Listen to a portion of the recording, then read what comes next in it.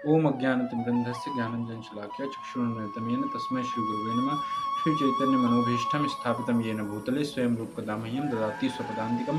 वन्देऽहं श्रीगुरुं श्रीयुतपदकमलं श्रीगुरुवैष्णवांश श्रीरूपं सागरजातं सहगणरघुनाथान्वितं तं सजीवं साद्वैतं सावधूतं परिजनसहितं कृष्णचैतन्यदेवं श्रीराधाकृष्णपादान् सहगणललिता श्रीविशाखान्वितांश्च नमो विष्णुपादाय कृष्णपृष्ठाय भूतले श्रीमद्भक्तिवेदांत स्वामी इति नाम्ने नमस्ते सरस्वती देवे गौरवाणी विचारणे निर्विशेषून्नदिपाशातिदेशताणे नमो महावदान्याय कृष्ण प्रेम पदायते कृष्णाय कृष्ण चैतन्य नामने गुरुत्विषे नमः। हे कृष्ण करुणा सिंधु दीनबंधु जगतपते गोपेश गुप्तकांत राधा कांत नमस्ते सप्त कांचन गौरांगी श्री राधे वृंदावनेश्वरी विष्णुभानुसुते देवी प्रणमामि हरिप्रिये वांछा कल्पतरुभ्यश्च कृपा सिंधुभ्यो पतितानां पावनेभ्यो वैष्णवेभ्यो नमो नमः। जय श्री कृष्ण चैतन्य प्रभु नित्यानंद श्री अद्वैत गदाधर श्रीवासादि गौर भक्तवृंद। हरे कृष्ण कृष्ण कृष्ण हरे हरे हरे राम राम राम हरे हरे। आज का हमारा अध्याय है एक कुरुक्षेत्र के युद्ध स्थल में सैन्य निरीक्षण। श्लोक संख्या है 16, 17, 18।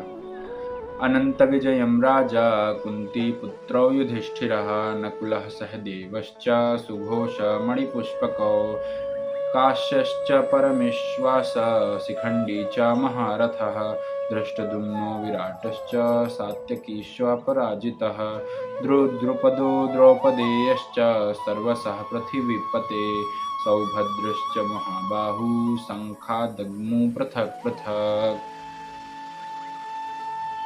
हे राजन, कुंती पुत्र राजा युधिष्ठिर ने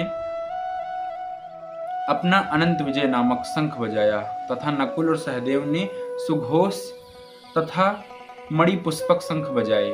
महान धनुर्धर काशीराज, परम योद्धा शिखंडी, धृष्टद्युम्न, विराट, अजेय सात्यकी, द्रुपद द्रौपदी के पुत्र तथा सुभद्रा के महाबाहु पुत्र आदि सबों ने अपने अपने शंख बजाए। तात्पर्य श्रील प्रभुपाद द्वारा लिखे। श्रील प्रभुपाद की जय। संजय ने राजा धृतराष्ट्र को अत्यंत चतुराई से यह बताया कि पांडु के पुत्रों को धोखा देने तथा राज्य सिंहासन पर अपने पुत्रों को आसीन कराने की यह अविवेकपूर्ण नीति श्लाघनीय नहीं थी। लक्षणों से पहले ही यह सूचित हो रहा था कि इस महायुद्ध में सारा कुरुवंश मारा जाएगा। भीष्म पितामह से लेकर अभिमन्यु तथा अन्य पौत्रों तक विश्व के अनेक देशों के राजाओं समेत उपस्थित सारे के सारे लोगों का विनाश निश्चित था। यह सारी दुर्घटना राजा धृतराष्ट्र के कारण होने जा रही थी, क्योंकि उसने अपने पुत्रों की कुनीति को प्रोत्साहन दिया था।